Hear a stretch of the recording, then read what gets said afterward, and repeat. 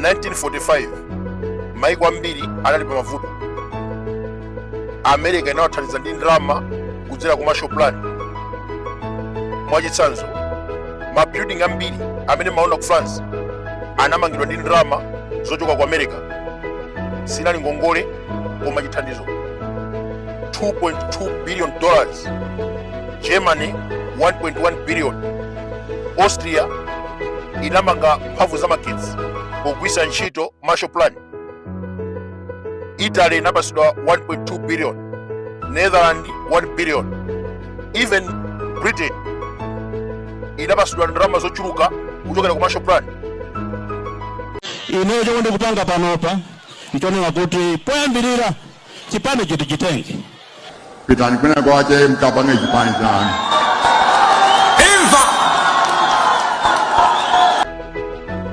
Taona maiko akuthandizidwa: America, Britain, Germany, Netherlands. After 1945, United Nations yakhala kuthandiza maiko. China imasowa forex, anayipasa ndalama zokwana $518 million. Poland, Italy, Greece, Yugoslavia, Ukraine analandira $2 billion total. Munthawi imeneyi after World War II maiko ambiri analibe forex, amasowa mafuta, mankhwala, zakudya. United Nations inalowererapo ndikutenga madollars ndikumapereka ku maiko ameneko. Nayonso America kudzera ku Marshall Plan amathandiza maiko aku Europe. Lero tikamva France, Britain, Germany anali maiko ovutika nthawi imeneyo, anaphukira ndi ndalama zochoka ku America. Kumalawi kuno president akalandira thandizo zochokera kunja, ambiri amanyoza mukudalira kupempha this and that. 1971 Idi Amin anathandiza Dubai. Nthawi imeneyo Dubai linali dziko losauka, mafuta asanapezeke, amadalira kukweza nsomba. Kunali ku desert kopanda mvula. Idi Amin wa dziko la Uganda amathandiza aloyo amenewa ndi chakudya ngati mpunga komanso nthochi. Lero ndantholemera osachedwa taona maiko akutumiza ndalama za nkhaninkhani ku Malawi mboma la Chabwera. Munthawi ya cyclone, COVID, chilala kumabwera ndalama kuno mabiliyoni. India inatipasa 1000 metric tons ya mpunga. Chakwera anadya ndi banja lake. Russia ndi Morocco anatipasa fertilizer 40,000 metric tons, anamutumiza ku Nifi ndi kumagawana. Ngakhale chimanga cha ku Ukraine anagawira achipani. Lero tili ndi boma la Professor Peter Mutharika, Minister of Finance Joseph Mwanamveka.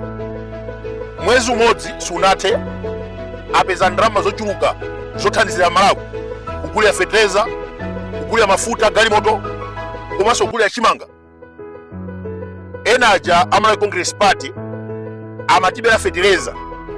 Fertilizer Vladimir Putin kutipatsa fertilizer kuti katise kumunda, iwo amatenga ndi kumagawana. Akatero akagula chimanga mabisa, katundu ndikumagula pasi. Amalawi aona zoopsa mulamuliro wa Chakwera. Mukhoza kuona mmene anthu anavotera. Unali mkwiyo. Pa chisankho president anawina ndi 56%. Ku parliament Samir Suleiman wawina 67%. Akuluakulu, Minister of Finance kapena nduna imakhala ngati advisor wa president. Amayenera kumamuuza president zoona. Taona Mwanamveka atalowa mboma amuuza president kuti bwana, choyamba kunja kuno kuli njala, chachiwiri forex kufunika tipeze mafuta galimoto komanso fertilizer. Ena aja asipresichola amamuuza president bwana, zinthu zili bwino. Chimwendo banda amapita pa podium ndikumachemerera kuti dziko likuyenda bwino. Anakhumudwa kwambiri pa 6 September. Akawina mnyumba mwa amanu koma osati ku Malawi. Ayi, zimenezo sichitheka. Ayi, muuzane owina ndi Dr. Lazarus Makafe ndani kodi Chakwera. mulembe atulankhani musangokhala ayi munene kuti achimwendo akuti DPP yapeza sowena kuti achiteka fukufuku akuti atulutsa lachisanu lubwerali cholinga atilipita Mutharika atani kodi awina yekha wanena dzulo pita Mutharika kusalima kuti tikavotere chakwera tsono ngati wanena pita Mutharika inu nkuta Fetereza akukula akuthamangira nyengo tiona bosa chedwa Fetereza kufika mdziko muno zonsezi ndi nzeru zochokera kwa Mwanamveka akanakhala chichola bweza kumuza president kuti bwana musadere nkhawi ilipo minister ndi advisor wa president chakwera wavulala kuluza pa chisankho chifukwa cha advisor Stephen Baba Malondera anali nduna ya Chakwera anapanga create nyimbo waja Ntoliro president watunthu ndikumapanga video akuti game iyi waja Ntoliro kumauzidwa ndi mwana wazikwaji Stephen Malondera lero tili ndi boma lokuva madandaulo anthu 90% kumayi kuno chimadya chimanga. There's no way dziko lodalira chimanga ndikumakweza dala chimanga kumembekeza kuti mwina chisankho. That is nonsense. Palena akunena kuti ayi chipani cha TV tidzachichotsa 2030. This is laughable. Munapasidwa mwayi kutoka 2020 to 2025 yendesani dziko ngati tosalance. Munakweza chilichonse Malawi ndikusanduka gahena. Ambiri anapanga regret kuchotsa Mutharika chifukwa nthawi imene amachotsedwa munthu ameneyi katundu anali bwino. Mumatinamiza kuti ayi zinthu zikukwera chifukwa cha cyclone COVID. Lero mwaluza chisankho chimanga chamba kutsika mtengo. Fetereza kusowa chifukwa cha cyclone. Anzanu ndikunena pano akugula fetereza.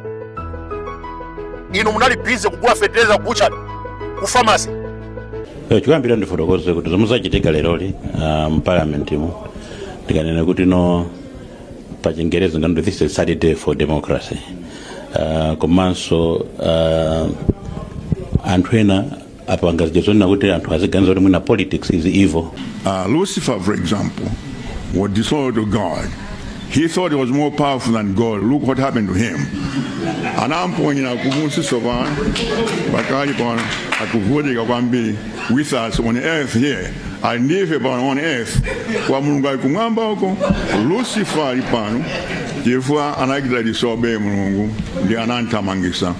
So it's very important to be loyal to our leaders. Joseph Mwanamveka wakhapa mpando mwezi umodzi. Kumawatibwesa ndrama 150 billion malawi kwacha. World Bank yatipasa $45 million, Japan $3.7 million, America $17 million, Norway $4.5 million, Britain $5.3 million.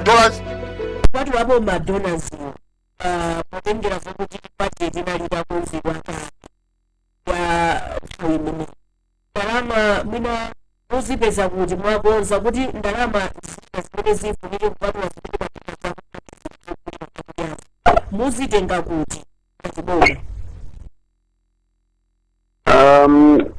boma mwezi timatolera ndalama kuchokera ku MRA kumachokera so maintenance tax kuchokera ku maparacels amene amatolera ndalama kandi ku road traffic kandi ku immigration amatolera ndalama zimenezo zotetsa kuti zina mwa izo zambiri mwa izo zipite kuchakudya chifukwa chokudya chofunikira.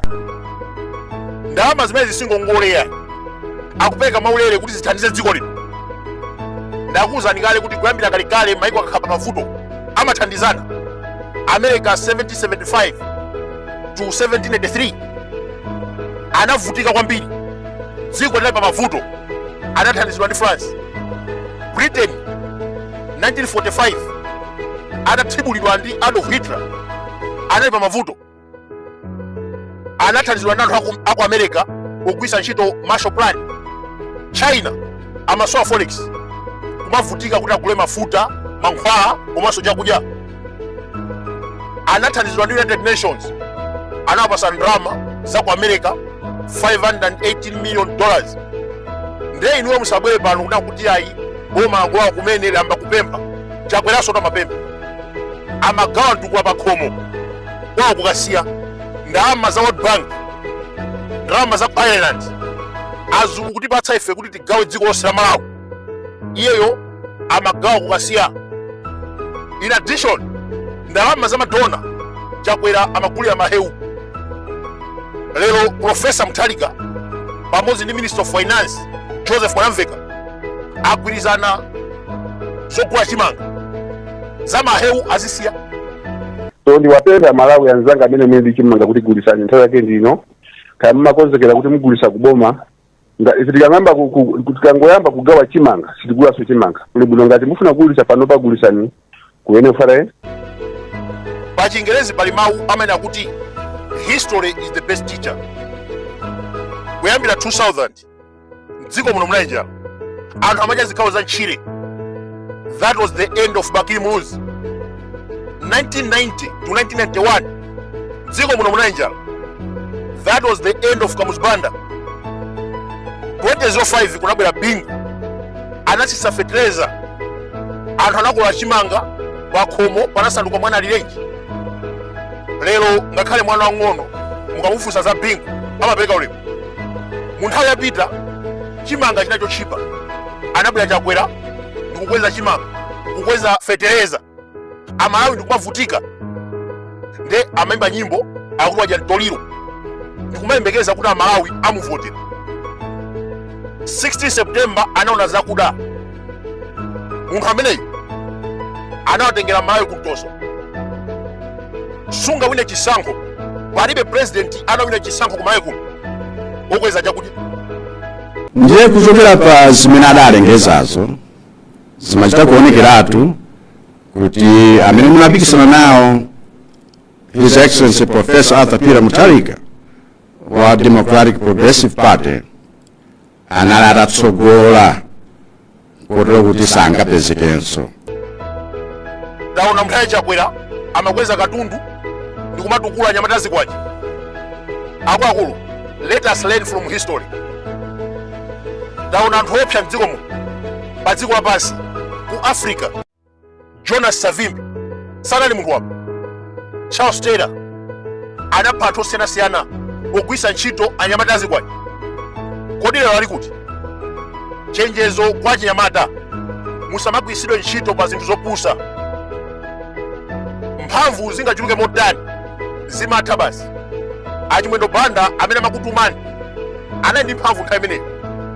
Lero mukhoza kuona mmene akulirira. So please don't be used by politicians.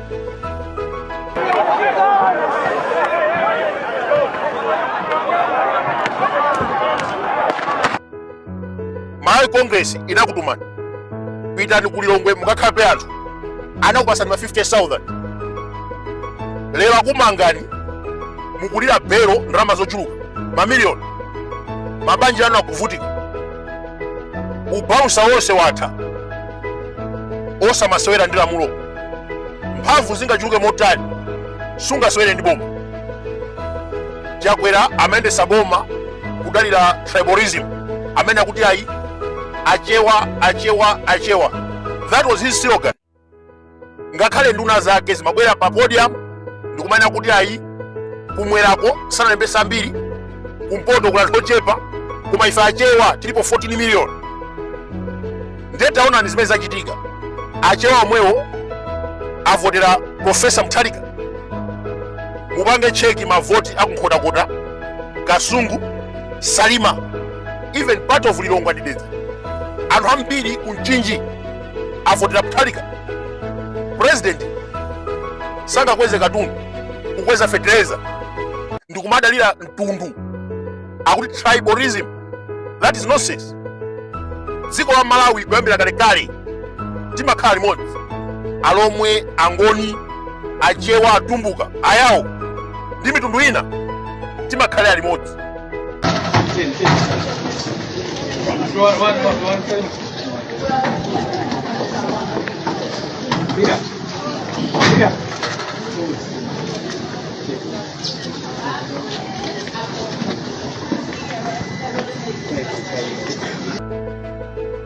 Kudowa, boma adowa, ma MP ama Congress Party, anthu awakani avota independent.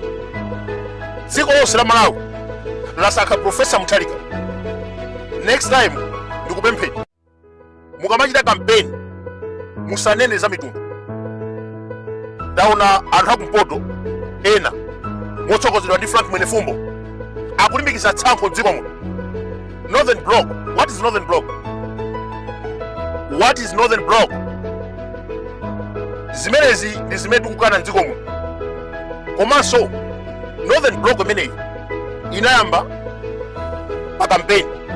Itayamba munali Akhumbo Kajali anatuluka ndikupita kwa Joyce Banda. Mwenefumbo andika chipani kake NTP. Northern Bloc inatha before election. UTM inakana Northern Bloc. Ndelero oti tikufuna kusankha first deputy speaker akutenga Gaston Zumala wa UTM akuti ayi ameneyi is one of the Northern Bloc. What is that? Tipemphe Mwenefumbo. Mwenefumbo is one of the members wa Blue Alliance. Musamale kwambiri. Mukamachita communicate ndi ma agent MCP sizitha bwino. Ife ndeti manena pa. Timanena chifukwa ma agent amenewa ndi amene amaononga zinthu. Ndiye inu ndi mmodzi wa ma members a Blue Alliance. Chimene mukanachita ngati munapanga mgwirizano kuti first deputy speaker adzachokera kumpoto mukanasankha member wa Blue Alliance osati kukasankha wa UTM. UTM is not part of Blue Alliance. Ndi chifukwa chani munatenga Gaston Zumala. Kodi ku Blue Alliance kulibe anthu anzeru. Zimenezi ndi zimene tikukana. Tonse Alliance kunali UTM, Joyce Banda ndi zipani zokwana 9 anali kumeneko. Koma chakwera atalowa pa mpando anayamba kutenga azibusa Assemblies of God ndi kumayika m'mipando ndi kuwasiya a UTM. Zinabwesa chipwirikiti. Iweyo Mwenefumbo nali komweko ukudziwa zimene zinachitika. Saulos Chilima anasalidwa. Amene anatenga maudindo ndi akuluakulu ma church elder a mpingo wa Assemblies of God. Ena mukuwadziwa. Priska Pondangaga, Chief of Staff ku State House. Former amene. Henry Kajaji anayikuwa mera. Jacob Hara, Minister of Transport. Osewa anali azibusa Assemblies of God. Ndiye timene akuti nyasi zimene mwachoka nazo kutosa Alliance osazibwesa Blue Alliance. Mutengere chitsanzo cha Enoch Jehana akudekha kwambiri chifukwa amene ndi amene anapanga mgwirizano ndi chipani cha TPP. Chimene chikachitike chomwe tagwirizana mu mgwirizano ndi zambiri even zosintha malamulo apo ndi apo kuti zinthu ziyendere bwino. Koma something that is open nchonena kuti anzathu anena kuti chabwino popeza achihana mwenena kuti simtengo running mate tikuserani second vice president. UTM is not part of the alliance. Ukhoza kuona weka povota Suleiman wapeza mavoti 134. Peter Dimba wa MCP wapeza mavoti 85. First deputy speaker wa MCP wapeza 60. Wa UTM Gaston Zumala wakoyo wapeza 24. Musowa wa TPP wapeza 134. Now the question is, mavoti 134 ndi a TPP ndi ma independent yao. Mavoti 660 plus 24 amene wa 84 ndi mavoti a UTM ndi MCP. Kusonza kuti UTM yavotera MCP ku parliament. Ena kuti ayi voti imeneyi ndi achinsinsi. Then mafuna ndikuwuzeni ngati UTM inavotera Suleiman pampando wa speaker sizikanatheka Victor Musowa kupeza mavoti 134 omwewo. Angotula pansiwo udindo wawo akula. Ndiye munthu ukakula anthu akakuza kuti wakula usadandaule ngati ali machimo okudandaula nawo ingolapa basi.